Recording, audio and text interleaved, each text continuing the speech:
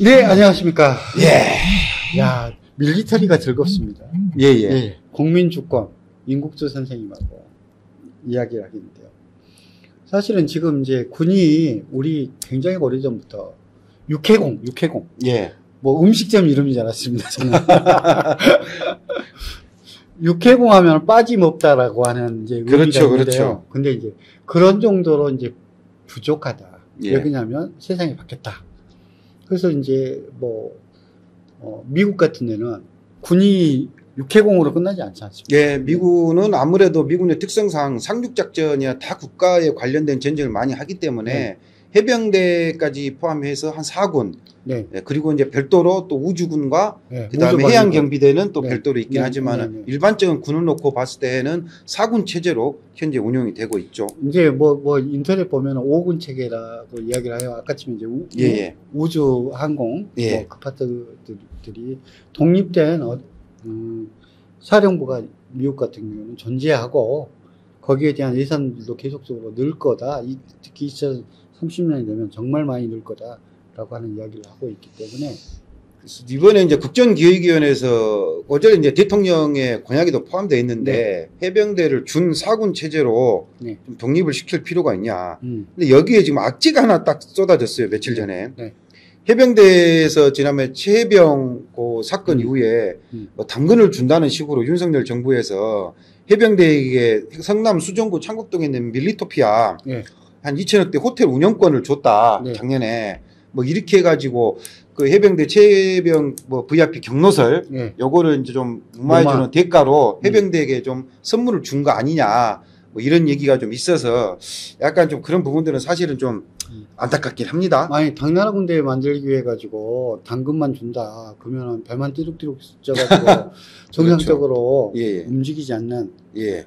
해병대가 더 근데 이제 망치는 행위다. 제가 이제 저도 이제 동기생들이 해병대가 많이 있는데 해병대만 놓고 보면 우리나라 군에서 또 우리나라에서 가장 그 짱짱한 조직이 이런 게 있지 않습니까? 뭐 고려대 교우회, 네. 뭐 호남 향후회, 뭐 해병대 전우회, 뭐 이렇게 한간에 얘기를 많이 하지 않습니까? 그만큼 해병대 전우회가 아무나 갈 수 없고 지원자만 대상으로 하기 때문에 또 그들만의 또 끈끈한 인맥과 또 조직력이 있어서 그래서 아마 해병대에 대한 또 높은 전투력, 또 월남전 때 그 많은 경험을 했지 않습니까? 뭐 그것도 있고. 그 다음에 한국에서 전쟁 상황이 일어났을 때, 지난 6.25 전쟁 때도 사실 전쟁의 판도를 바꾼 거는 인천 상륙작전이었거든요. 네. 그래서 주로 상륙작전을 주 임무화하는 해병대의 기동력이라든가 높은 전투 능력을 활용하는 측면에서 보면은 지금까지 해병대가 해군 본부 산하에서 군제권과 군령권을 제대로 활용을 못했기 때문에 이번에 해병대도 사령관도 별 4개를 달 수 있도록 군인사법도 개정을 하고 그 다음에 이제 준 4군 체제에서 독립된 인사권과 군수 편성권을 좀 주어서 하려고 한다. 이게 이제 좀 보도가 나왔는데 쭉 살펴보니까 저는 전반적으로 봤을 때는 해병대가 사실은 규모가 그렇게 크진 않거든요. 네. 2개 사단하고 그다음에 사령부 하나, 그다음에 여단급 한 2개. 네. 그다음에 이제 최근에 새로 이제 상륙 기동 전단을 만들려고 추진하고 있는데 그 규모에 비해서 해병대 사령부를 포스타가 지금 3스타가 지휘하는데 네네. 포스타가 지휘하는 거는 약간은 조금 이제 기존의 다른 군과의 형평성에서 맞지는 않는다 이런 부분이 있는데 그걸 떠나서 해병대의 위상이라든가 작전 수행 능력을 고려했을 때는 저는 뭐 준사군 체제 운영하는 것도 큰 무리는 없다고 보는데 일단 뭐 그런 생각을 해야 될 것 같습니다. 그러니까 해병대라고 하는 것이 존재합니다. 그리고 지금까지 유지돼 왔었고, 그 다음에 이제 강한 군기를 가지고서 실제로는 열심히 노력하고, 그 다음에 나라를 지키기 위해서 정말 노력하셨던 그 역사가 있습니다. 예. 그 역사가 있고요. 그리고 현대전의 어떤 특징들을 갖다가 이렇게 생각을 해보면, 군인의 숫자가 그만큼 이게 주군이다, 보조군이다라고 생각할 수 있는 부분이 아닙니다. 제가 생각에는요, 현대전에서는 필요한 어떤 특수군 부대가 필요합니다. 그러니까 특수전 사령부가 지금 있긴 하거든요. 근데 그거 갖다가 육군에 지금 있는 특수전 사령부가 있고, 해병대는 2가지예요. 그러니까, 그러면 해병대의 지금 인원 배치가 전 세계적으로 보면 어느 정도 되는가라는 판단들이 좀 필요한 것 같아요. 보면 해병대에 대한 그 규모, 크기가 우리나라에서는 이제 육군에 비해서 적잖아요. 해군에 비해서 적잖아요. 숫자로 보면 한 4만 명 정도 되는 그 정도 군대잖아요. 라고 이야기할 수 있지만 공군이라든지 해군이라든지 그 군대를 보게 되면 그것이 한 3분의 2 정도가 지금 되거든요.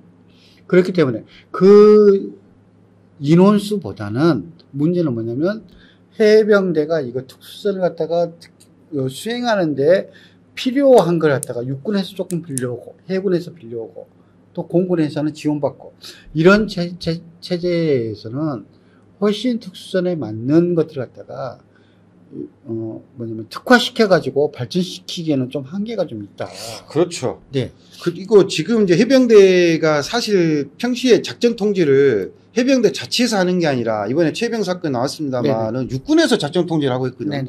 이거는 이제 육군에서 작전 통제를 하고 해병대에서 스스로 이제 작전 통제를 하겠다라고 이제 하니까 우리나라가 예전 항상 그랬잖아요. 국방부는 육방부다. 네. 예, 육군 출신들이 작전 통제권, 작전권을 자기들이 갖고 있는 걸 또 해병대한테 뺏긴다 생각을 갖고 있기 때문에 이거를 또 이제 전술적으로 맞니 안 맞니 가지고 그 온라인상에서도 전직 장군들이 지금 갑론을박이 많거든요. 근데 이제 이 전장 환경에 따라 이런 건 있는 것 같습니다. 저는 좀 보수적으로 예전에 이랬으니까 이래야 된다는 게 아니라 앞으로 전장 상황이 어떻게 변화되냐에 따라서 유연성 있게 좀 대처할 필요는 좀 있다고 봅니다. 이게 각 군의 특성도 있고 강조도 중요하지만은 미군 같은 경우도 물론 우리나라하고 전쟁 상황이 틀리긴 합니다만 미군 같은 경우는 주로 지역별로 해서 사령부도 있지만은 통합운용사령부가 별도로 있거든요. 전투통합사령부가. 근데 전투통합사령부가 사실은 국방부 장관의 직속 개념으로 해서 직접 지시를 받아서 하거든요. 거기에는 육군, 해군, 공군, 해병대 또는 특수전까지 다 들어가가지고 해당 지역에서 작전을 하기 위한 가장 효율적인 방법을 각군 통합해서 운영을 하거든요. 근데 우리나라도 같은 경우는 막 육해, 공군, 해병대 전부 자기 밖으로 싸움이 너무 심해요. 그래서 마치 육군의 전차를 100대를 사야 되는데 해군이 함정을 하나 산다 그러면 우리 전차 대수가 줄어드니까 안 된다.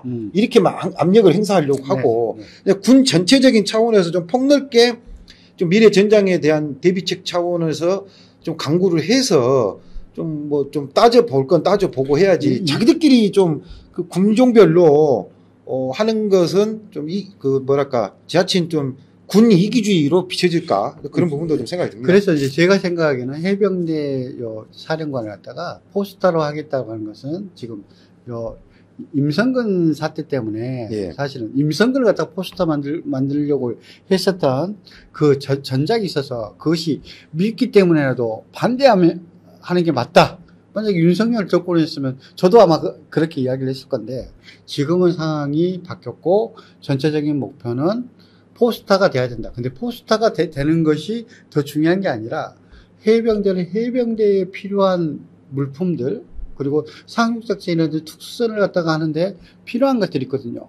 대표적인 것이 운송하고 그 다음에 일시적으로 공격 방어를 할 수 있는 헬기 전력을 갖다가 해병대가 얼마만큼 획득을 해야 되는데 지금 획득하지 못한 상황이 있기 때문에 그런 부분을 갖다가 획득하는 것들이 첫 번째 제가 보기에는 필요한 것 같고요.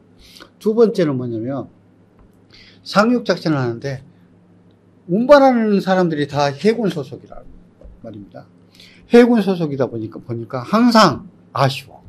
항상 안 돼. 라고 하는 부분들이 있기 때문에 어떻게 하면 해군 소속이 아닌 해병대 소속의 상륙함과 그걸 갖다가 우정을 갖다가 하는 데서 항상 할 때마다 해군한테 손 벌리는 이런 것들은 좀, 이렇게 해가지고, 사군 체제가 됐을 때는 좀 마련을 해야 되는 부분이에요. 상륙 기동전단을 운용하기 위해서 이제, 기동 헬기하고 함정 운용 부분은 제가 알기로는 현재 군에서 계획을 세워서 추진 중에 있는데 좀 속도감이 있어야 됩니다. 좀 진행할 필요가 있다. 그 부분이 되는 것과 그 다음에 사성 장군이 돼서 한 개의 사군 체계로 가는 거하고 병합돼 있어야지 그것 없이 한 개만 된다.